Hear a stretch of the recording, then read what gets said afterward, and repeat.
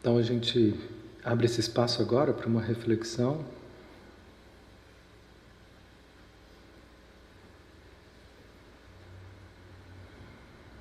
Nós estamos estudando a palestra 212 do Guia.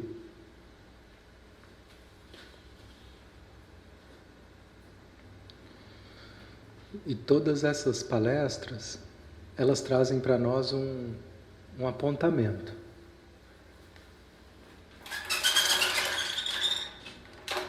Vamos ver se vai passar.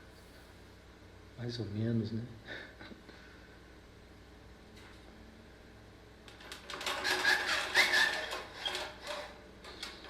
Melhor assim, né?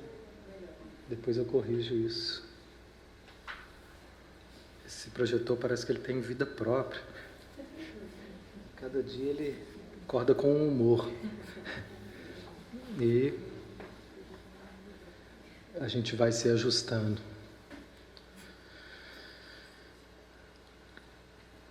Então, cada palestra, cada fala é um apontamento para que a gente possa se dar conta dessa dinâmica da mente, da dinâmica do ego, de como que a gente cria a nossa realidade sem perceber. Né? Tudo isso que está acontecendo no nosso país é uma criação nossa. Nós somos responsáveis por isso, por cada movimento. Só que nem sempre a gente se dá conta disso e projeta fora e fala, olha o que eles estão fazendo. Mas não percebe a nossa responsabilidade nessa criação. Sejam com questões macro ou questões que dizem respeito à nossa vida, onde muitas situações acontecem quando a gente se vê, estamos nos conduzindo para caminhos que a gente não queria ir, assumindo posturas que a gente não queria ter. E sem perceber o que está nos movendo, sem perceber que às vezes nós estamos nos deixando ser movidos pelo medo. Quando eu percebo, eu tenho a chance de fazer uma nova escolha. Então todo esse trabalho é para que a gente possa ampliar a nossa consciência a respeito do que nos move, das nossas reações, de todo o nosso poder criativo. Nós estamos o tempo todo criando realidade, com o nosso jeito de pensar, com o nosso jeito de sentir. E às vezes a gente se assusta com a realidade que a gente criou. Meu Deus, como é que eu vim parar aqui? Como é que o nosso Brasil veio parar aqui? Né? Como é que a minha vida veio parar aqui?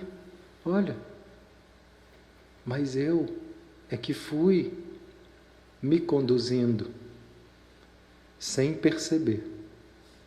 Sem perceber, nós vamos criando as grades das nossas prisões, acreditando em ilusões, acreditando, né, dando valor e atenção para crenças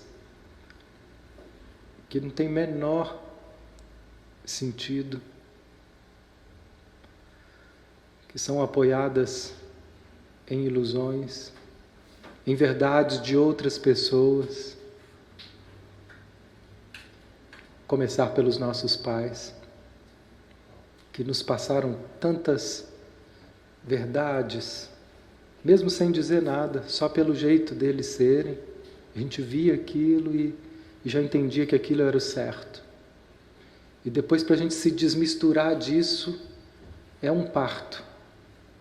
Haja trabalho interno para que a gente se desmisture dos medos dos nossos pais.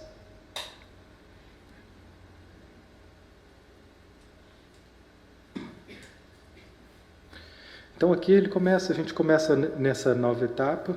A gente falou um pouco dessa palestra semana passada. E aqui nós vamos trazer um pouco mais. E o primeiro trecho diz assim: só um total estado de ser cônscio, um total estado consciente, só uma total dedicação vigilância, uma disposição para rejeitar o orgulho e o pensamento desejoso, poderão protegê-los contra qualquer tipo de ilusão. Uma ilusão que inevitavelmente levará a uma dolorosa desilusão. Ou seja, não vai dar para nós, né? Não será possível. Então ele traz essa realidade para nós. Só que para algumas pessoas é difícil admitir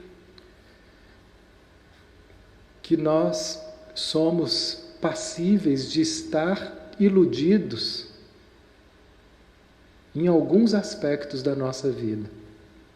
Mas todo sofrimento que a gente tem, por trás dele, existe um apego a alguma ilusão.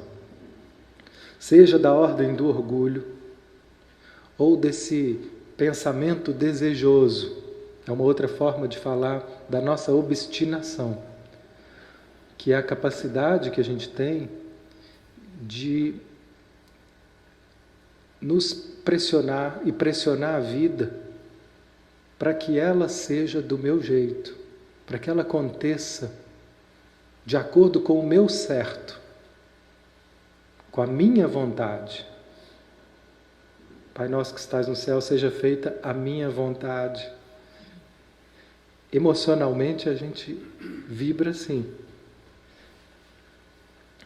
E desfazer disso significa desfazer dos nossos medos, significa uma total vigilância para que a gente não se apegue a essas outras tendências. Quem é que está realmente disposto a abrir mão da vontade própria quando algo parece te conduzir para um caminho contrário ao que você achava bom? Nessas horas, não parece que é a vontade do Pai.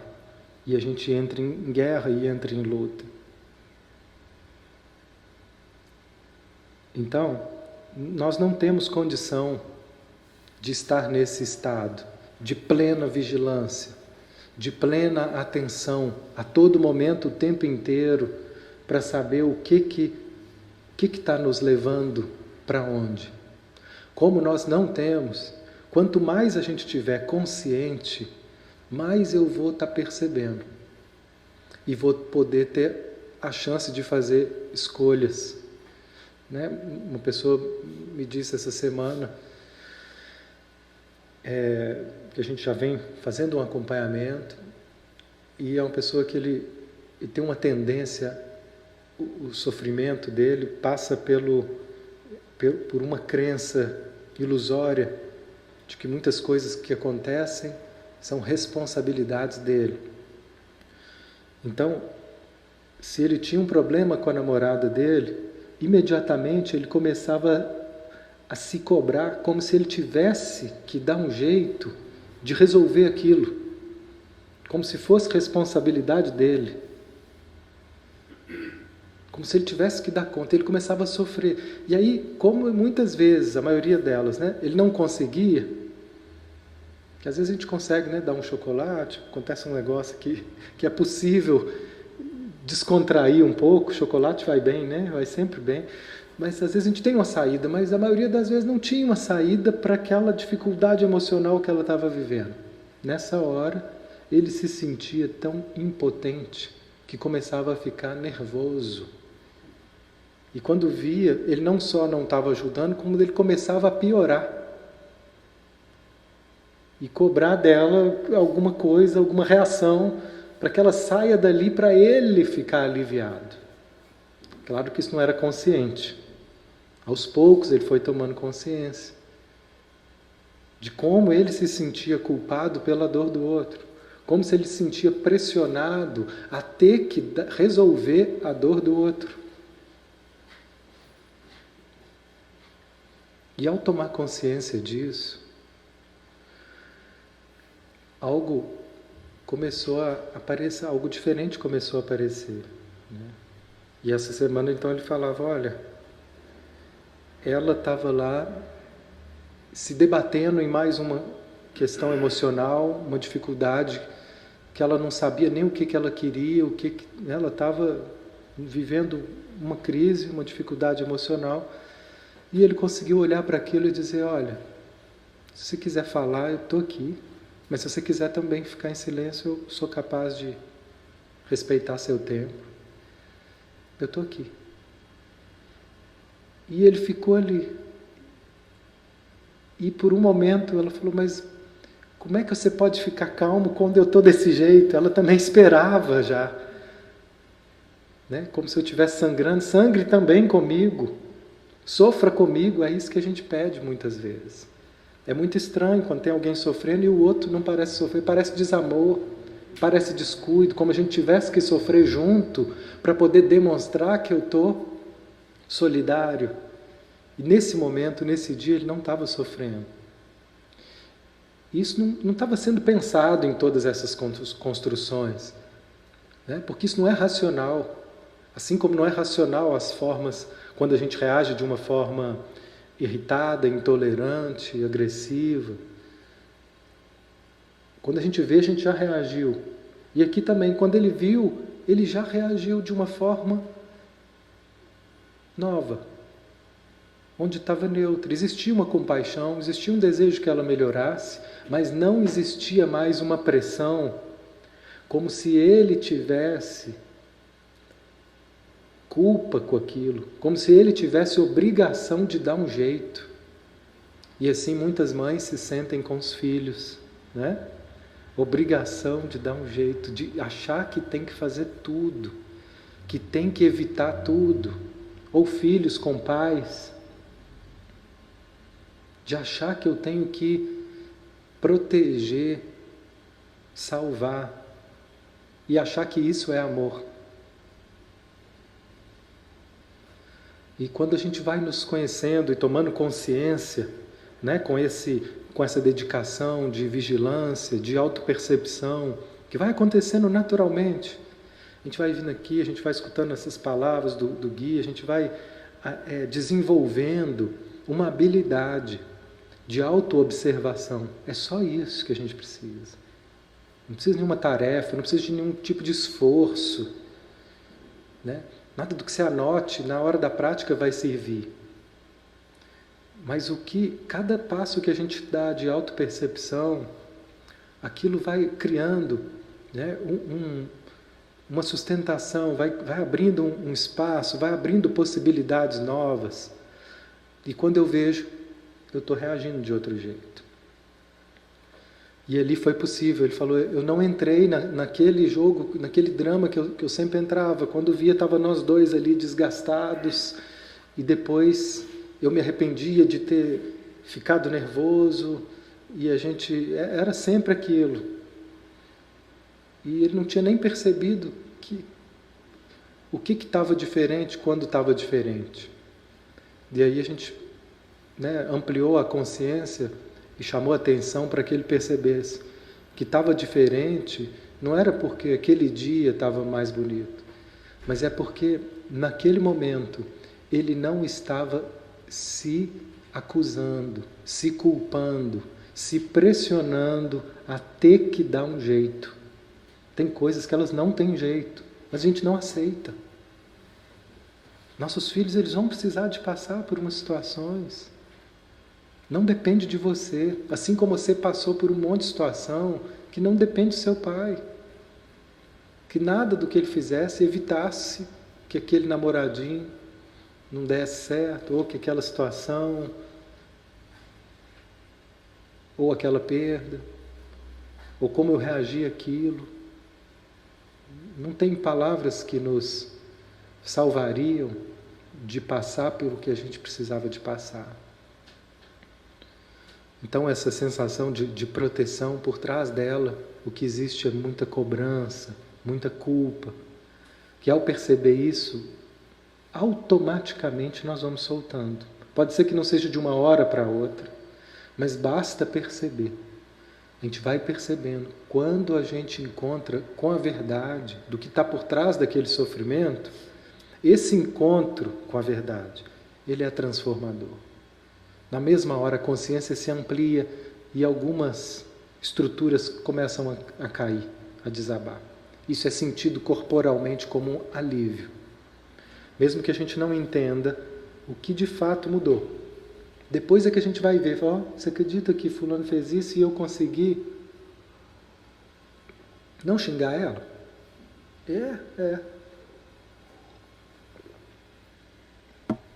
Algo mudou. Fulano saiu, chegou tarde, meu filho chegou tarde, eu não fiquei preocupada.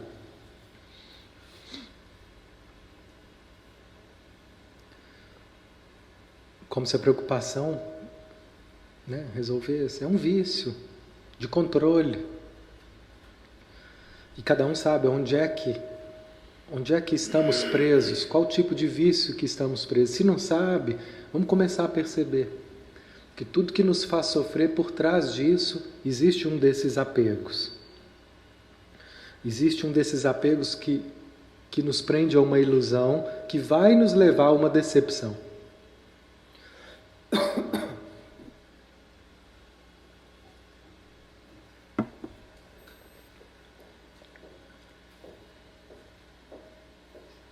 Então ele diz assim, deixa eu voltar aqui um pouquinho. Que um dos instrumentos mais importantes desse trabalho, do caminho, e que pode ser usado para determinar o seu estado,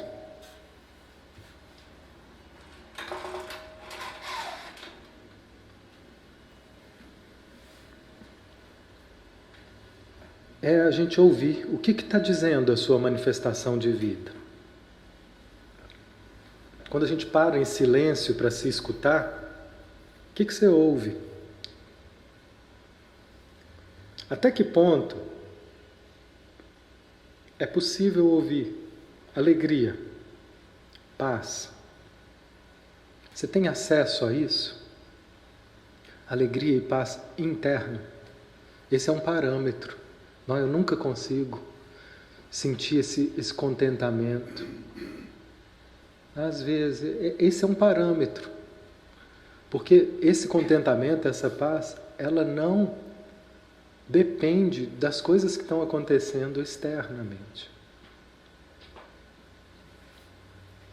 Enquanto isso estiver dependendo, nosso partido tem que ganhar para que eu esteja feliz.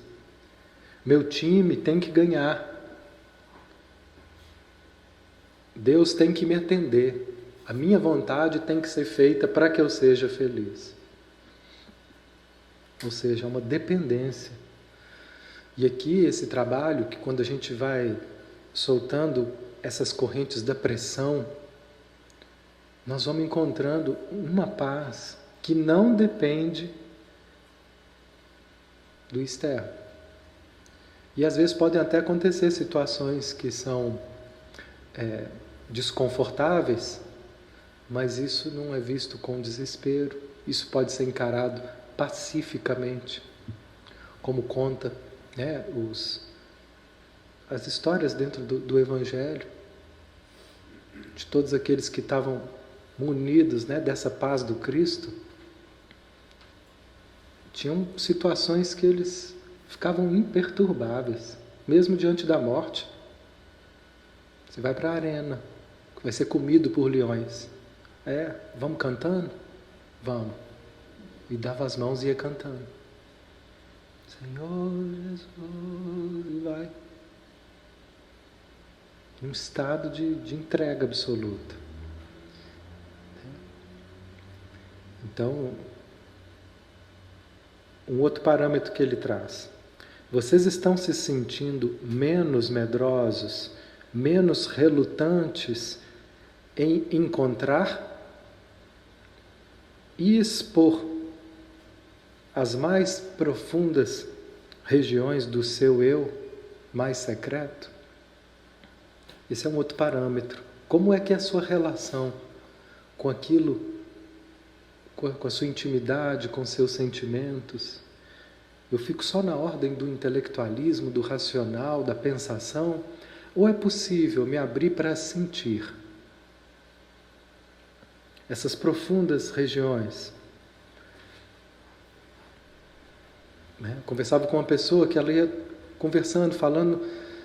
Um amigo meu me fez uma pergunta que eu não soube responder. Ele me perguntou se eu estava me sentindo perdido. Aí eu falei, você está se sentindo perdido? Aí ele começou a falar, os olhos dele encheram d'água. Aí ele travou e segurou a fala e ficou em silêncio. E depois mudou de assunto. E eu falei, parece que você se fechou para esse sentimento que começou a vir à tona quando você falava desse assunto. E aí ele falou, eu vi o momento que eu me fechei. Ou seja, eu não estou aberto nesse momento para acessar esse fluxo de emoção que veio para poder me trazer um movimento de mudança, que veio para atualizar algo nesse sistema, que essa mente é um programa operacional, que ele precisa de atualização. Nós não somos isso, mas isso às vezes cria uma confusão e uma trava para nosso movimento nessa vida. Então, quanto mais esse sistema operacional puder ser atualizado, mais livres nós vamos sentir para se expressar, para se relacionar, para amar. E se ele está travando, o sistema está travando, é porque nós estamos presos em medos, em culpas, que fazem com que a gente, às vezes, de verdade não se sinta merecedor.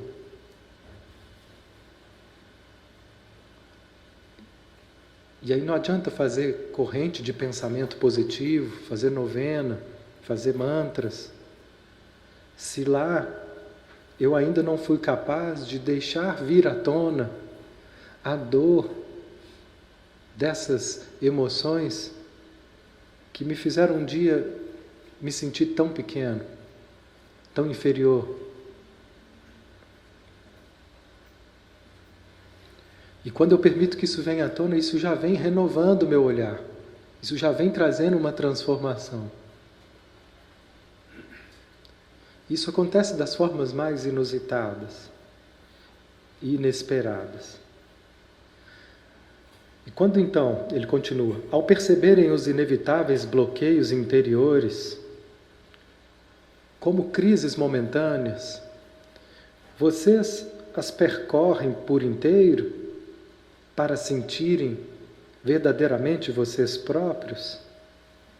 Ou a gente cria barricadas, ou a gente trava, puxa o freio de mão diante dessas horas em que está vindo algo que parece desconfortável, que parece uma crise? Eu me permito deixar isso vir à tona ou eu fujo disso? São parâmetros para que a gente avalie como está o nosso sistema operacional. Se ele está lá com aquele 2.0 de 2016 ou se ele já atualizou, né? Quanto mais atualizado ele estiver, mais abertos nós vamos estar para poder receber esse fluxo natural de emoções que não nos definem. Esse moço que teve essa reação legal agora, por um momento ele falou, mas agora parece que eu tô ótimo. Mas isso não o define, foi só um momento que ele conseguiu reagir com liberdade. Isso não significa que ele vai conseguir reagir assim todas as vezes, ou que não tenha outros aspectos que ele ainda está travado. As nossas emoções, os nossos sentimentos, eles não nos definem. O que a gente pensa a nosso respeito não nos define. E às vezes a gente se julga baseado nisso. no que a gente sente e pensa a nosso respeito.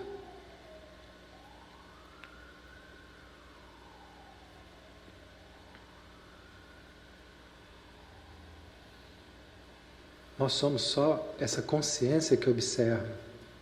Aceitar isso é abrir mão de ter que ser mais, de ter que ser especial, de ter que ser brilhante, de ter que ser foda, para ser admirado, para ser reconhecido.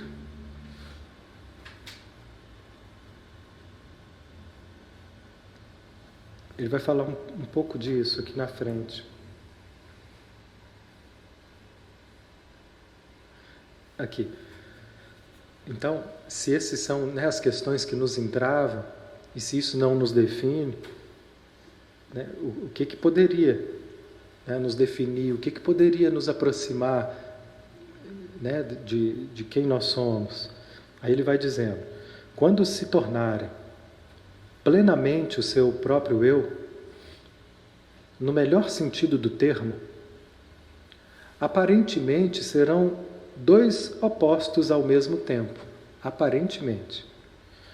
Um ser singular e especial, porque ninguém é como você.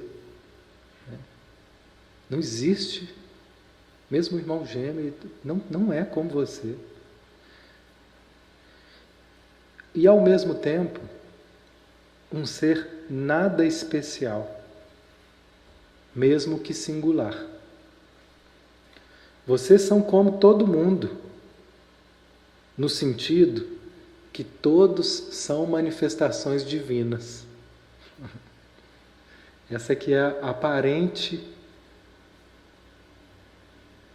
oposição. Nós somos especiais por sermos uma manifestação única, mas nós somos tão comuns por sermos todas manifestações divinas, manifestações de um Deus. Todos vocês têm qualidades divinas e todos vocês trazem essas obstruções. Essas podem variar em intensidade e ênfase. Vocês podem se diferenciar na sua evolução, na sua abertura e na sua disposição em permanecer na verdade. Essa é a nossa variação. Tem pessoas que estão mais aberto e mais disposto a permanecer na verdade. Mas todos vocês se manifestam como ego e devem passar pela mesma luta para transcender esse ego. Mas são singulares pela forma como Deus pode se manifestar através de vocês, quando se encontram livres de suas obstruções, quando permitem que sua específica grandeza se manifeste. São todos gênios, já que são todos Deus. Não é bonito demais? Olha que resumo que ele fez dessa dinâmica, onde ele consegue aí incluir todas as dimensões. Eu vejo muitas linhas de trabalho que ora ficam só num lado e focam muito o ego, e ora vão só para um outro lado e que desprezam o ego como se ele fosse algo a ser desprezado, esquecido, julgado fora. E aqui ele entende que a transcendência do ego passa pela consciência de todas essas ilusões. E quanto mais a gente se abrir para ver a verdade, mais vai caindo por si só essas imagens falsas que a gente criou de nós mesmos. Isso aqui é o ego. Essa falsa imagem que você criou de si.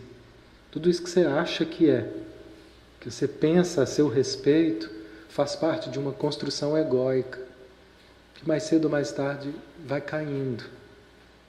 Vai caindo. Eu não sou nada disso que eu penso.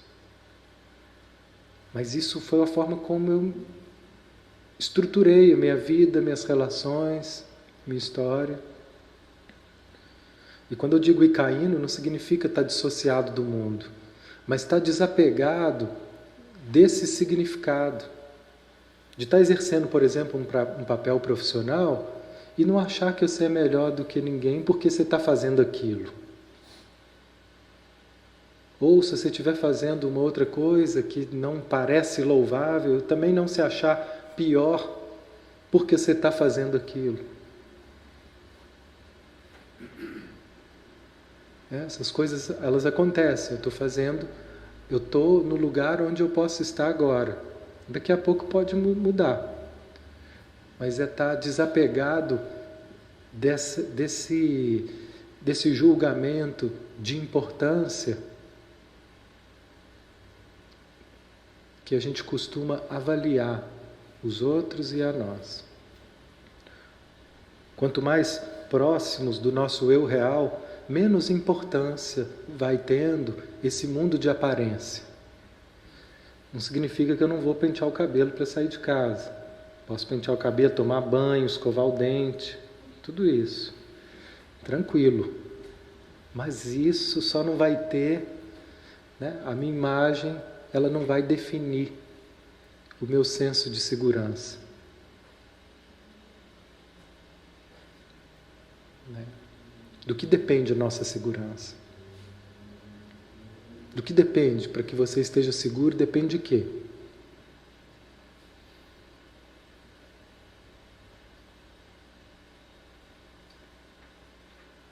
Enquanto depender, né, dessas dimensões externas, eu estou suscetível ao medo, à insegurança.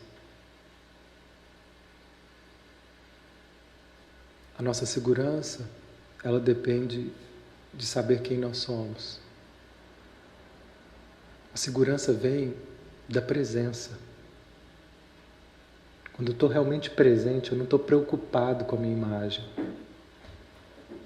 Quanto mais presente eu estou, no momento que eu estou presente, não existe um eu para se preocupar. Só existe uma presença que flui, que faz o que está sendo chamado a fazer naquele momento. E como é difícil a gente sustentar a consciência nesse nível. A gente está sempre vivendo com imagens, preocupações, ideias do que eu acho que eu tenho que ser para poder ser legal. Para receber a curtida de Deus, o like divino, divino like, né? Ou de quem quer que seja que a gente tenha. Então, para o pequeno ego, que afirma a qualidade especial do ego, essa não é uma notícia bem-vinda. Essa notícia de que nós somos iguais.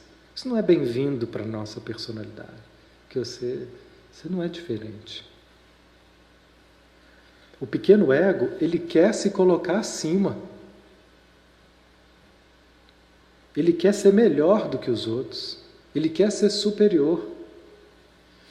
Por isso, a gente propôs esse trabalho no início, onde a gente pudesse olhar para esses supostos adversários que pensam diferentes de nós e olhasse para eles e dissesse: eu não sou melhor do que você, porque eu penso diferente. É muito diferente. Eu posso me dar o direito de pensar diferente. Mas quando eu começo a achar que eu sou melhor por isso, entra uma arrogância, que é esse pequeno ego aparecendo.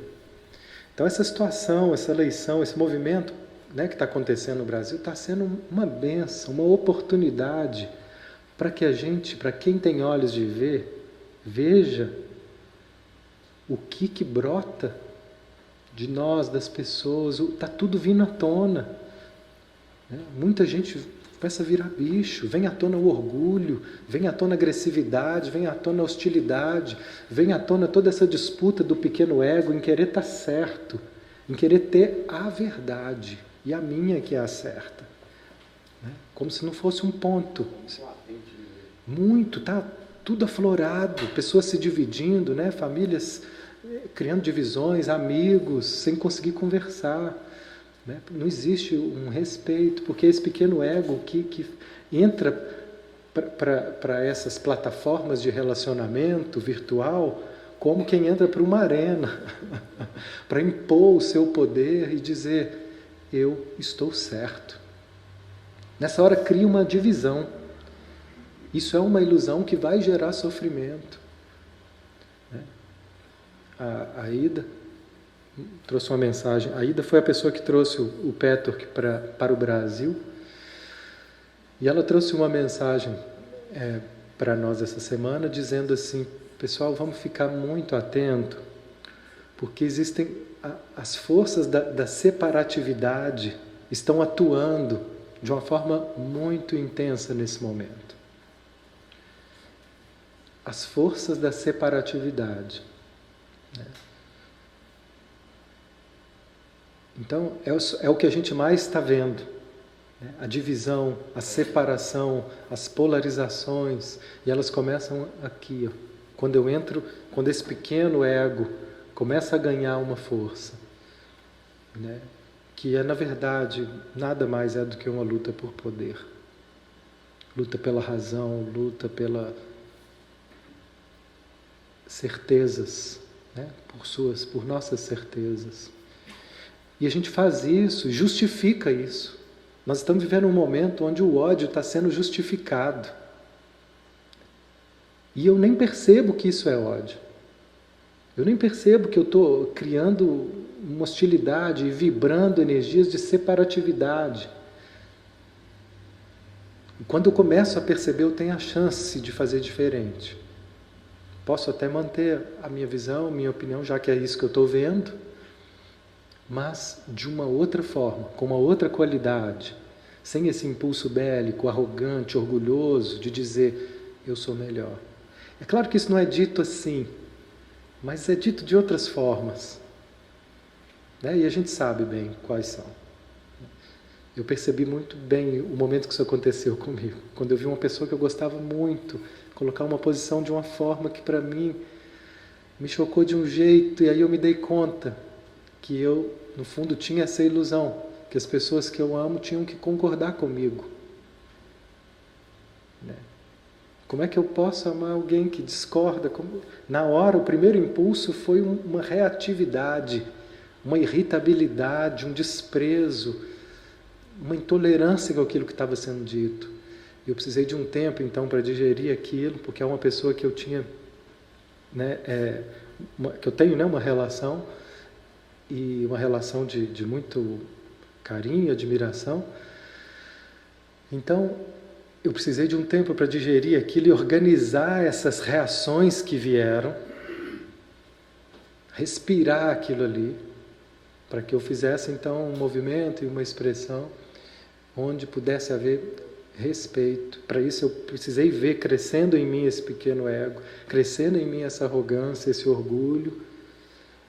E quando isso é visto, isso vai perdendo força e a gente pode então soltar e seguir para aquilo que está para além de tudo aquilo.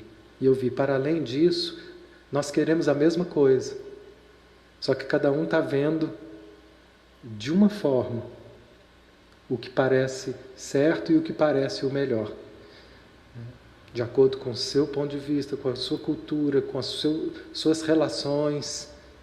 Isso te parece certo ou me parece certo, com as fontes de informação que chegaram para você, que isso hoje é a coisa mais delicada que a gente está vendo, o tanto, né, de notícias falsas que são tomadas como verdade. Assim como na nossa intimidade, nós também tomamos como verdade a nosso respeito um monte de fake news, um monte de notícia falsa a respeito de quem eu acho que eu sou. E com isso eu vou vivendo e vou respondendo à vida de acordo com isso. Né? No exemplo da pessoa no início, que achava que ela era alguém que tinha que dar conta de tudo, que tinha que resolver, que está sempre disponível para ajudar e salvar. Não é verdade, eu não tenho que dar conta de tudo. Só que ela não tinha se dado conta dessa falsa imagem a respeito dela. que a maioria dessas notícias elas são tomadas e elas começam a entrar num lugar que é um âmbito emocional. Não é uma racionalidade que eu avalio. Quando eu vejo, eu já estou reagindo emocionalmente. Tem sido difícil conversar porque as posições estão muito emocionais, né? E assim também, o que a gente assimilou a nosso respeito e começa a se definir a nosso respeito, não foi a partir de uma análise crítica e racional. Foi quando a gente era muito criança e foi assimilando. Pensa naquele menininho ou naquela menininha. Quantas coisas foram assimiladas que eu nem sabia que estava assimilando. Quantos conceitos a meu respeito foi criado. Tudo fake news. Mas que parecia muita verdade na época. Repleta de uma experiência emocional em que a gente concluiu algumas coisas. Se isso acontece, então é porque, se eu não estou tendo a atenção do meu pai ou da minha mãe, então talvez é porque eu não tenha tanto valor assim. E se eu não tenho tanto valor assim, quem é que vai querer ficar comigo? A não ser que eu seja muito foda, que eu seja muito brilhante, que eu seja superior. Então eu vou buscando. Percebe a dinâmica do pequeno ego?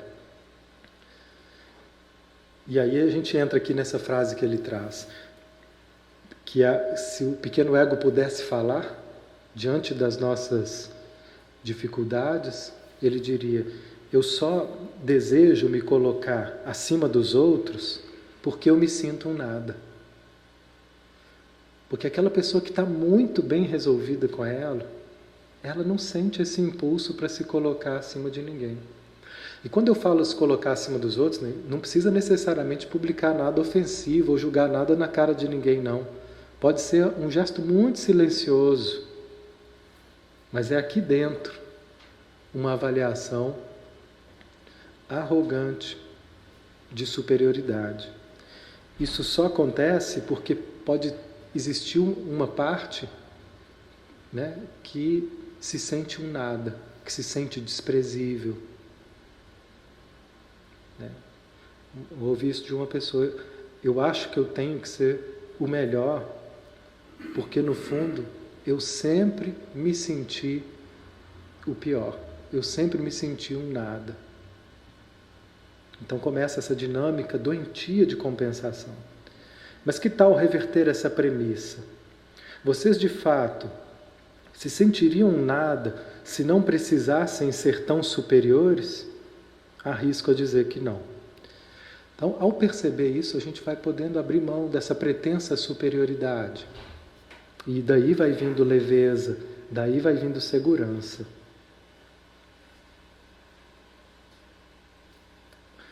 Nós estamos caminhando para o encerramento.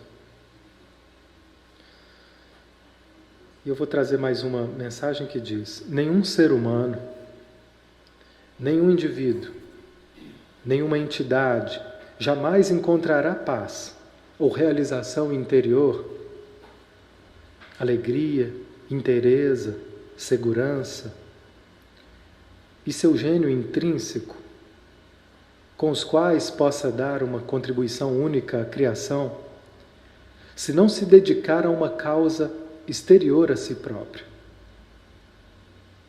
Mas isso não deve ser uma tarefa terapêutica para conseguir as recompensas que tanto deseja, como saúde, entusiasmo e autorrealização. Vocês não devem se forçar a tornarem dedicados e não egoístas, como se isso fosse uma obrigação. Mas o que ele está dizendo aqui é a premissa essencial do cristianismo. Ninguém vai conseguir encontrar a paz se não encontrar uma causa exterior a si próprio para se dedicar. Isso só tem sentido se for natural. Mas essa é a forma que o cristianismo nos trouxe de estar destronando esse pequeno ego.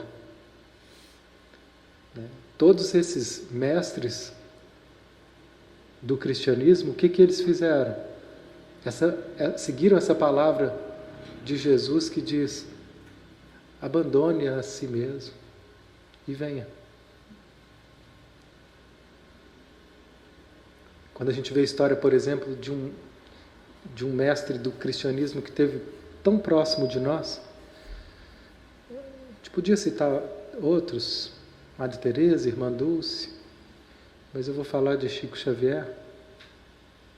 O que ele fez?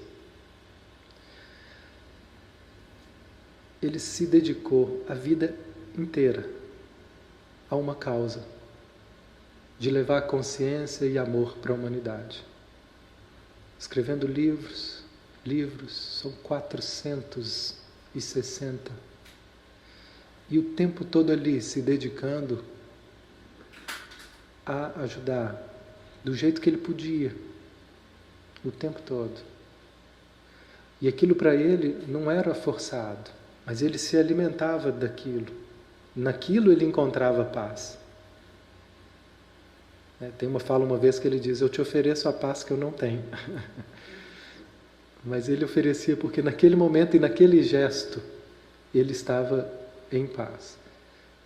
Mas ele não se atribuía a si mesmo como dono daquela paz.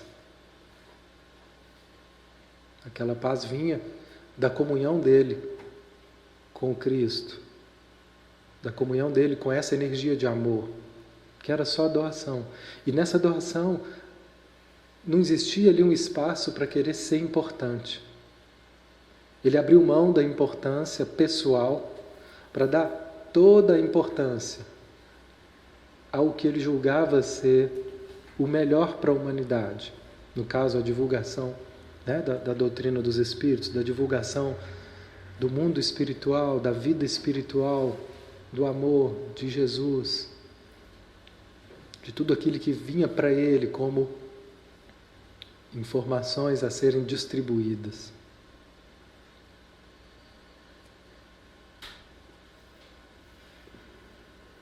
Então é isso, a gente encerra